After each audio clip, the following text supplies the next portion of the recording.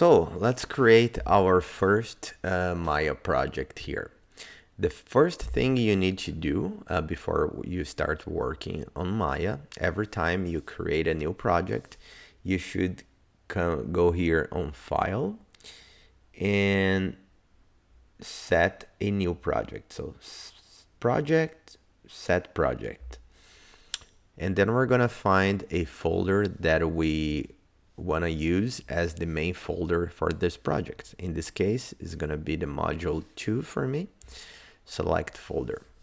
Why do you need to do that? That's because Maya is gonna use that folder as a reference for everything that you create and everything that you render in this project. So for example, if you have a different texture, he's gonna look in that folder first. If you render an image out of this project, he's gonna render by default on that folder. So now that we have that, we need to set up autosave so we are sure we are not gonna have any problem during the work. For example, if Maya crashes, you're gonna have a copy of your project.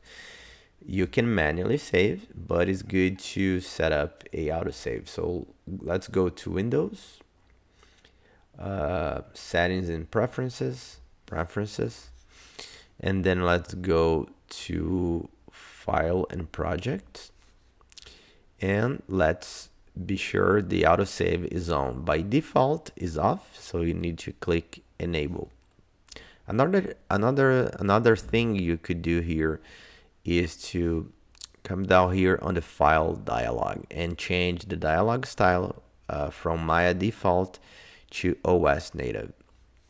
That will make your life easier, because when you try to open a new scene, you're gonna have the window of the system you're using, either Windows or Mac OS. If you have the Maya default, it's a different window, which kind of confuses sometimes. Okay, we have this. We're going to start creating our first object in Maya. The first object is going to be a little train, not a realistic train, but a toy train. Remember from the first video about the navigation, if you're in the perspective view, if you click the space bar, you jump to the quad view. And if you have your mouse in any of the other ones, like the side, front, or top, you can do the same. Like here, I'm at the top, I press space, and then I get the top full, and then I can go back to the quad view. We're gonna be going through the perspective and the quad view a lot in this tutorial, so keep that in mind. First thing, we need to set up our reference. We're gonna put an image plane here on our side view with the image of the little train, so we can use as a reference for our modeling. So let's go to View, Image Plane, Import Image. So you're gonna have the dialog box here, and then you have to find where you have the train image that is available for you on Blackboard. So let's get the train. Let's open, and I get my image here. Notice I have the image here in the orthographic view, but I also have here on the perspective view. The image works like an object. So if I press W, I actually get the move tool. So I can move this far away from the center, so it's not gonna be really like crossing the object as we create the object. You want to put the image plane maybe here in the middle, maybe a little bit farther away, but you don't want this in the center. We want to move this up so the wheels will be on the ground. So the ground is this thicker line here. Let's put this here. And I think the image is a little bit too small, so I'm gonna press R and I'm gonna scale this up. So I think this is good. Now I have to move this up again to put the wheels again on the ground. Now I think we have a good setup to start creating our first model in Maya. For this tutorial, we're gonna do what I call primitive modeling. We are gonna be just creating very basic primitives, polygon primitives, and creating this toy here, this toy train here. We are not gonna do any advanced modifications in any primitives that we're using. So let's start with the cube. Let's clear. Remember, you have to go to the shelf here, click on polymodeling, click on the little cube, and you're gonna get this little cube here. We're gonna position the cube around here, but we want to see through the cube. The best way to do this is to use the X-ray. You can access X-ray clicking here. So we get, you see a little shade, you see a little bit of the color of the object, but you can see through it. You can also access this here on shading. You can turn on and off X-ray in this part here. Remember, like any shading command you are going to be using, it acts only on that view. So for example, here in the perspective, we don't have X-ray here. You see the solid shading. By default, you usually won't see, you're gonna have the shaded view, but you don't see the lines like we're seeing here, which is very useful when you're modeling. That's because I click here in the wireframe on shaded. So if you have that off, you won't see the lines, but it's actually pretty useful to have this on. So click this so we have a better view of what we're creating. And I'm gonna click this here too. So I have my cube here. If we go here to the channel box here on the top right, we see some different nodes here. We have the transformation, rotation, scale of the cube. But we can also access the original node that created the cube. That's the polycube 1. So we can come here and we can, for example, click the width, and it's going to be highlighted by blue. And then you can click the middle mouse button, and in the viewport it's going to change the cursor, and then you click and drag and move this, change the thickness of it. You can do this with the height, and you can do this with the depth. And we're gonna move this until we get something like we want. This is one way for us to change the dimensions of that object. The other way is to actually use the main tools here. Remember, we have the select tool, the move tool, we have the rotate tool, and we have the scale tool. If you click the yellow in the middle, you scale everything. But if you get just one axis, you rotate just in that direction. So I can rotate this, I can scale this, and then scale a little bit up, move here, and then I have the main part of our train here. So I'm gonna create another cube. I'm gonna move this here, put this here, and I'm gonna scale up, scale down. And let's keep always, you have to keep your eye on the perspective and on the orthographic reference. So let's move, and we can take a look here on the front. Let's turn on the wireframe on shaded on the top in the front. I want this to be a little bit bigger here. Now we're gonna create a cylinder. So the cylinder, we need to rotate the cylinder. So let's rotate the cylinder. but we need a perfect rotation. As I rotated, I saw that I'm rotating on X. So I'm gonna click here in the value and I'm gonna press 90. And now we're gonna move this, put in the position that I want. Let's scale this a little bit. And good to go. As we see, we need a little bit more size here on this of those two, so I'm gonna scale them up a little bit.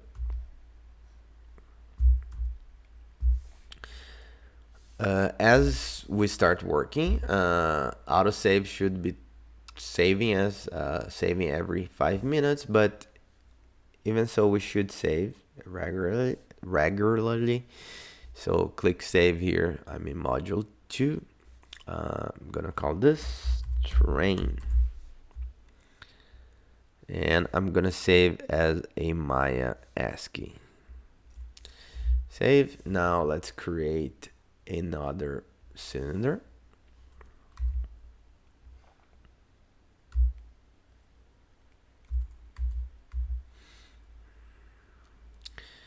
And let's scale this. Remember, if you want to scale everything, you have to click the yellow cube on the center. Otherwise, you're going to be scaling only in one direction. So it's going to be like this. Let's go down a little bit. What else we need? We need another, actually we need another cube. So let's create a cube here. And we're gonna move this cube almost the perfect size here. So let's just move this in position. Let's click the X-ray here and we put this on the middle, and we're gonna scale this in only the red axis. Okay, we need this one on the other side. We could create a whole new cube, but it's much easier in this case to just duplicate. The easiest way to duplicate something on Maya is to hold Shift and then move whatever you want to copy, and that's going to create an extra copy. And then you click and drag and you release the mouse button, but it's still holding the Shift, and then you're going to create a duplicate. So we have the window on both sides. So now let's create a cone. This cone we're going to put kind of here. Instead of using the scale, I'm going to go back to the original node that created the cone. So let's click here, and I'm gonna click the height. It's gonna be highlighted. I'm gonna click the middle mouse button, and I'm gonna click and drag in the viewport to get kind of the size that I want. And I'm gonna do the same for the radius. And now I'm gonna move this to the part that I want. Now we need another cone here. So I'm actually gonna duplicate this, Shift, move. Now I'm gonna move this here. The size, it's quite good, but we need to have more height. So I'm gonna go back to the original node as I did before. Let's select here. No, oh, I forgot. This is important distinction. I cannot go back to the original node because this is actually a copy. Only this one has the original node. This one is a copy. So in this case, I need to scale up. So let's scale this, position this back. Okay, now we just need the wheels. We're gonna have 6 wheels here. So we're gonna create another cylinder, and we need to rotate. but this time the rotation is gonna be on the z-axis. So let's put 90 here, and let's move this here, scale, let's scale down. Now let's make this thinner, and let's put this on the side here. Again, keep in mind, this is not a realistic train. This is a very stylized toy train. So shift, let's move this again. So we duplicate that.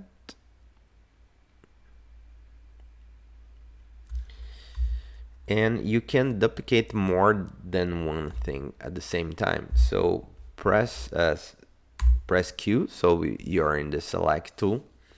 Press shift, so you select the other one. So we have two objects selected.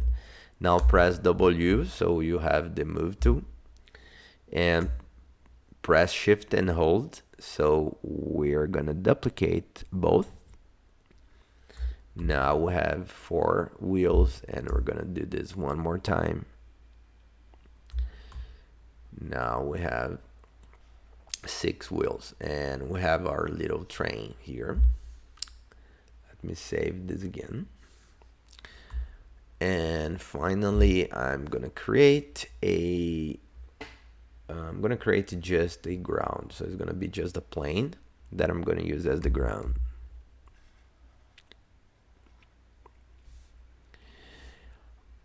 Okay, so let's see what we got here so far. Let's press space so we see the perspective in a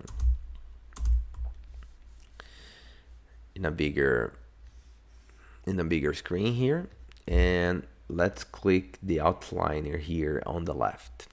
The outliner shows you everything we have in that scene. You notice every single piece of the train is showing here. Every single one is a different object. So what we can do to move everything as just one piece is to select everything, click shift and select everything but the plane, and then we're gonna press Ctrl G, and we're gonna group everything, and we're gonna click twice and rename this group train. So we still have each part here that you can select individually, but if you click the group, you have the whole train. So far so good. Let's select the image plane, and we're gonna press H. The image plane is gonna be hidden. The image plane, it is still in the project. As you can see here, the name is grayed out. It means it's hidden. But if you press H again, the image plane will show up again. You can do that with any object. For example, I can select the train, press H, gone, press H again, the train's back. So let's create some materials for this object here. So now that we have our little train here, let's create some materials for the train. Let's turn off the outliner, and let's click this little ball here. If you click here, you're gonna get this here, this weird window here. And this is the Hypershade. The Hypershade is the material editor of Maya. This is where you can create materials, change materials, apply materials to objects, etc. So to work with this in an easier way, we're gonna click and drag the window, and we're gonna move to the left until we see this blue line here. And then you drop it, and it's gonna fit in the rest of of Maya, and it's going to be a little bit easier for us to work with. Now, every time we want to reach here, we can just click here on this little tab and it can show up or not. So let's see if we can understand this. The Hypershade looks like super complicated, but it's not that complicated. This area here on the top, it shows the materials we have in the scene. Every Maya scene is gonna have those four initial materials. Those are like the standard materials Maya applies when creates certain types of objects. For example, every object is gonna have this gray material, which is this Lambert material here. As you click the Lambert material, you get a preview here, you get the attributes of the material here, and you can put the material here in the node editor. So if I click those, the second button here is gonna graph the material in the node editor so we can see how this material is created. And you can clean the node editor clicking in the fourth button here. So it's a very complex window. We're going to talk a lot about this during the class, but in this case, we are just going to create 4 new materials. We're going to go here in Maya, and we're going to click Surface, and we're going to create a Blim material. Blim material is different than Lambert. Lambert is kind of a matte matte material without highlights. Blim has this little highlight here. We're gonna create 3 more Blims. 1, 2, and 3. The first one is gonna be called green. The second one is gonna be called red. The third one is gonna be called blue. And the fourth one is gonna be called yellow. Now we're gonna go into each one of those materials and we're gonna change the color. So the green is gonna be green in the color, like the main color here. We're gonna select the green color. In the red, we're gonna select a red. Blue, we're gonna select the blue. And yellow, we're gonna select a yellow. So let's start applying this to our little train. So let's select the main part of the train, which is gonna be this object, and this one. Then we're gonna hover.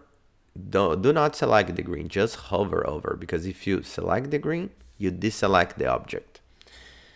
So you don't want to do that. So like Control Z, the objects are selected.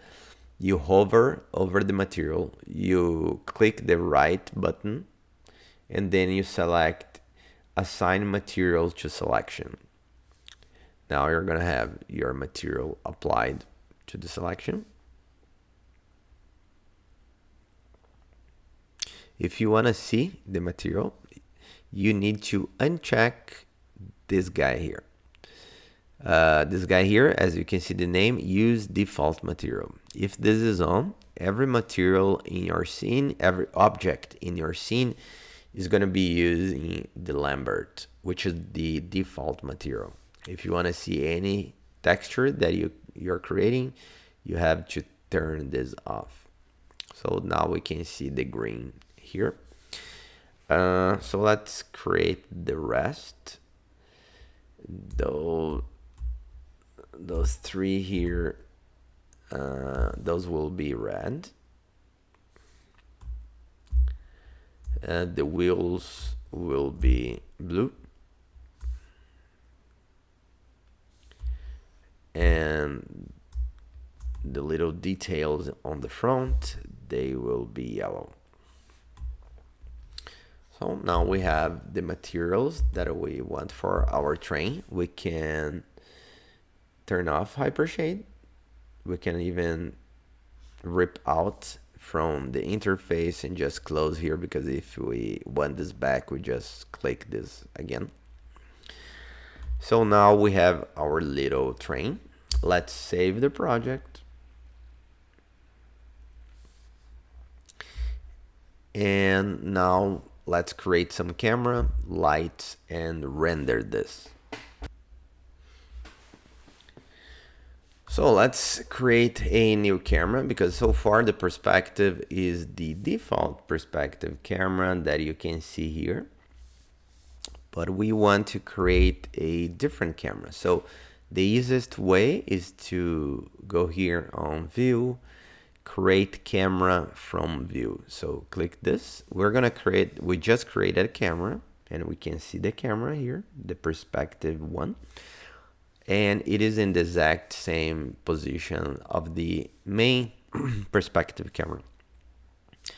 But let's change this, and let's call this train camera.